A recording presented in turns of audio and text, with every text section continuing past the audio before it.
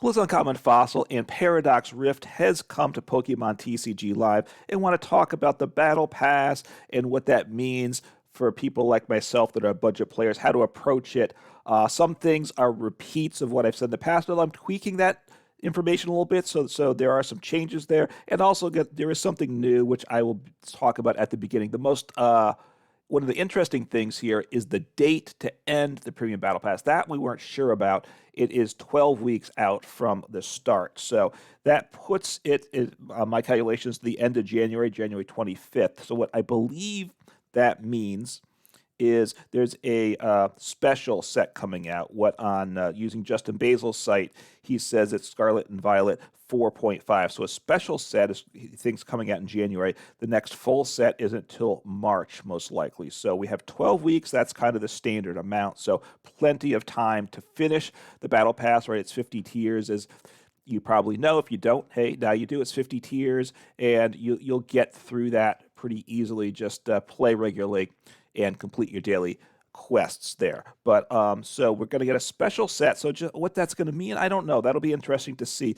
We did have a special set a little while ago, Crown Zenith, at the end of the Sword and Shield era that came out. Well, what they did for that on the Battle Pass, they called it the Global Beta Celebration. I'm not sure that for most players, we really felt like the beta was something to celebrate. But what they did is they gave 4 decks in total instead of the 2, which is typical, which is what we have here, which I'll go over shortly. We got 4 decks. We got some Crown Zenith packs, which was the special set, but just in the first 10 tiers. Then a mix of packs after that. And partly because we got the 2 sets, perhaps they didn't give out any decks. Any packs. I apologize, on the Premium Battle Pass. Instead of packs, there were cosmetics, so that was nerfed. But you got the 4 decks, so it was kind of an odd situation. We'll see what we get next time. And then the other question is, how long do we have that time?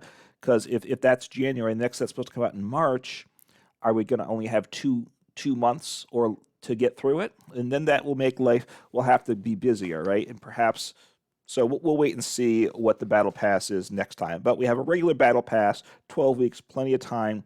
Like I said, the Battle Pass is the heart of the economy in Live. You should be used to that by now. If you're not, this is really how you make progress in terms of getting cards and resources to get packs, both the crystals and the credits. I have other videos where I talk about that, so you can check out my Live Economy playlist to find out some videos there. Or you can post some questions in the comments below, and I'll certainly be happy to get back to you. As always, we get 2 decks. The basic Battle Pass, we are getting Roaring Moon EX. I talked about that in a previous video, so not going to, and I will play the deck in the future the way it's built, so not going to get into it, but a very solid Pokemon. You start off with 2 copies of that with some other Pokemon, so number of cards there. And then the Premium Battle Pass, we get, I will click on it, we get the Goldingo EX deck there. In both these cases, you start off with a 60-card deck you can play with, and then you get more cards as you go along. Like on Tier 2 here, you get another Roaring Moon EX. It looks like an alternate art, so it's not going to match art-wise, but you're going to still want that in the deck. And some in Darkrai V and V-Star, which is nice for the deck. So as you move up the tiers, you get more pieces, up to, I think, Tier 16 for the basic and Tier 14 for premium. The nice thing is both these decks, the Roaring Moon and the Goldingo EX, are solid decks. So we're getting 2 very playable decks. Sometimes only one of the decks has been playable. Like with Charizard EX, that was by far the stronger deck. So it kind of reduced the meta. So having 2 playable decks, I think, hopefully, that everybody's getting that are playable options should make things more interesting on the ladder, I hope, right? You imagine a lot of people are sick of seeing Charizards. Oh, look, it's a good deck, so I don't blame you for playing it. So those are the 2 decks. As I said, we get additional cards as you move up the Battle Pass. Definitely wait till you unlock those additional copies of things like Darkrai and such. Don't craft those cards immediately. Just be patient. Within a week or 2 weeks tops, you should have all those additional cards to upgrade your deck. So patience really is a virtue here. The other thing I do want to say, you always unlock the Premium Battle Pass. and I will just show you. I'll go through it here to give my recommendations, which I strongly do. Always get the Premium Battle Pass. It's worth it. It is very affordable here. You see, Premium Pass is 600 crystals. Well worth it. Always get the Premium Pass. Do not get the Premium Pass Plus. It's 1,800 crystals. You'll get through. Just have the patience to do it. You will unlock all those other cards immediately, but that extra 1,200 crystals you can use elsewhere. And if you're a budget player like I am, you really need to save your resources. You're kind of paying with time is the resource you're putting in. So always unlock the Premium Battle Pass. I'm going to do that here. You confirm change, tells you what you get or what you can get. You do that. So boom, I got it there. Look at that. Isn't that glorious? So, and then you're going to collect all as you go up. Don't be afraid to start opening up the basic battle pass if you don't have the 600 crystals to unlock the premium. Even if you've gone well up into the basic battle pass, as soon as you buy the premium battle pass, you will unlock all the tiers in the premium battle pass up to your progress that you've made in the basic battle pass. So just that's a little side note. I know people wonder about that, and obviously you don't want to waste your resources, so don't worry about that there. Oh, since I'm on this page, I do want to mention the daily quest, which is the heart of making progress in the battle pass. Like I said, the battle pass, the heart of the economy. The daily quests are the biggest way to make progress. You get 300 from this first 300 points and 500 points towards your tiers. It takes 1,000 points to unlock the next tier. It doesn't say it here, I don't think. Oh, it's over here. Yes, 0 of 1,000. So that's 800 there. And if you win a game, you get 100 or so. It's a funny formula, so you don't know. But you play a couple games a day, and you will move up a tier each day. And that's the pace. You do about a tier a day. You're going to finish with it, not a problem. If you miss a few days along the way, that's okay. You will get there. Still, although, as a budget player, trying to get your daily quests every day is well worth it. If you have a quest you don't want to do, like I have here, this Play 3 Stadium card quest, right? Some decks play a bunch of stadiums. Some decks don't play any stadiums at all. So let's say I wanted to play a deck without stadiums this day, I can replace the quest. So just keep that in mind. I believe you can replace, you click it, and now I have to knock out 2 of my opponent's Pokemon. I don't believe I can't change that quest. I guess I can do the other one still, but can complete a match without conceding. I know for some people it seems like the hardest thing in the world to do, but one match without conceding is fine. So you can kind of re-roll a quest. That's what it is in Magic, the Gathering Arena language. I don't know what we call it here. You reset it, I guess. So the other thing I want to say is, as you move up these tiers, you're going to unlock a number of packs. Like we get 5 Paradox Rifts. Oh, so all the packs you get in the basic battle pass are Paradox Rift, the new set. They are all older packs on the premium pass. So thinking about crafting and getting the cards in the new set, by my calculations, I'm going to open up a total of 75. I'll open up 75 Paradox Rift packs by the time I've completed the Battle Pass, plus 2 premium crates as well to get 9 cards of higher rarity. So 75 packs. That's a lot of cards I'm getting. So I'm going to pull a lot of the cards I want. So what I strongly suggest is waiting until you are completely finished with the battle pass, finished to tier 50 before crafting cards. You really do save a lot. You spend a lot more to craft the cards than it is to that you get for dusting a card that you have a full playset of already. For rares, it's 400 to craft the card. You get 100 for dusting the cards. So it's like a 4-to-1 ratio there. So don't think that, I'll buy them now, it's fine, I'll get credit when they get dusted later on. That is true, but you're going to get a lot less back in dusting than you have to pay to craft them in the first place. So 4-to-1 is kind of the ratio. It varies on the rarity of the cards. Now, if you do want to craft some cards, the cards with the least downside are cards.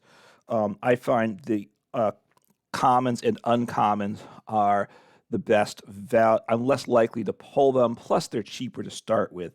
I I honestly find that the rare cards, in particular, because the way the packs are constructed and the number of the ratio of rares to commons to uncommons, that I pull a lot of the rare cards that I want. So I'm doing another test this time. I've put together a list of 60 cards on my wish list, and I'll see what I get after the end of the battle pass. And I'll report on that later on. But try not to craft rare cards, even if you want them, because there's a good chance you're going to pull copies of those, and they're relatively expensive.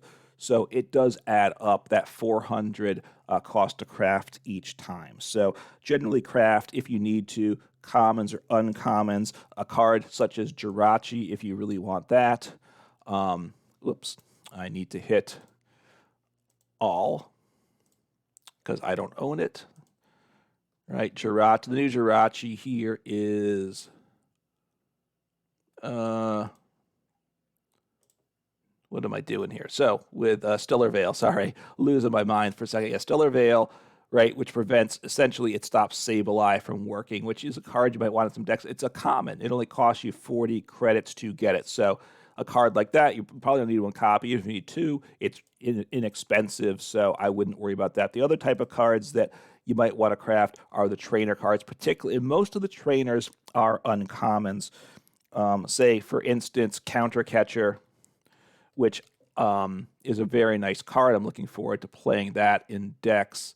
That is let's see the new art here, which I have no copies of yet. It is still an uncommon, so it's 100 credits to craft. If you don't have Counter Catcher and you really want to go ahead, I'd say cards like that, and even most of the supporters and stuff are uncommons.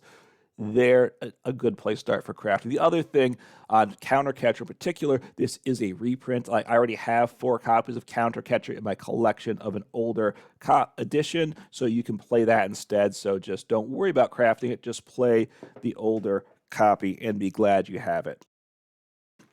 So let's take a look. Anything else I want to cover here? So as I said, patience, you are rewarded for that. The more patience you can have, the greater the rewards there. Obviously, you want to have fun with the game. So if you have to wait for a month or two and you hate the whole time doing it, it's a game to have fun, then don't do that. But just try to keep in mind the balance of cost to reward there. And then make sure you complete the daily quest. That's the big thing. The battle pass, the big area. Finish the battle pass. You shouldn't have a problem doing it, so don't worry about that. And then the other thing I'll just mention is on the rank ladder. I play a variety of decks on this channel. I like playing a variety of decks. Kind of, some of them are weak decks, right? Jank decks. They certainly, and I'm crafting at times my own jank deck, and therefore it takes sometimes like the Machamp deck I played, which was fun but frustrating. It took like 3 days to work on that deck, and I was just losing a lot of games. So I don't make a ton of progress up the rank ladder. I'm okay with that. I'm happy with it. But my goal, and you should probably set your own goal, is to get to Great League. It's only 600 points there. Once you get to that, you do get some cosmetics as well as some crystals and some credits. And I find it pretty easy to do it when you're in Poke League, which is where I get bumped down to each time. Every win gets me 20 points. Every loss gets me 10, so I can make progress. Hey, if I'm playing a really terrible deck for a bunch of days, I can't make any progress, and maybe I just have to play Mewtwo, the VMAX for a couple days, and I'm up there at 600. So have a goal in mind. Get there, don't stress out getting to it, but I think I found the 600 very easy to get to. The types of decks I'm playing to get up to Ultra League, I think, is pretty difficult. I need to focus in on just a smaller set of decks that are more competitive to do that. And obviously that can be your goal if that's what you want to do, or you can try to get up all the way. So one of these days, I think I do want to make it a point to try to grind the ladder, just see what I can get to. But right now, that's not my interest. So that's just a little overview there. Hopefully it's helpful. Again, I'm looking forward to these 2 new decks, trying them out as we get them and upgrading them, and then looking forward to more Paradox Rifts down the road. The last thing, is there are a lot of cards that people are saying they want from Paradox Rift, which is a good thing. I'm glad for that. It makes it a fun set. But if you have a lot of cards you want, being budget conscious is all the more important, which is why if you want a lot of cards from Paradox Rift, waiting till you open packs will give you a big payoff. It helps you craft a lot of cards, play a big variety of decks.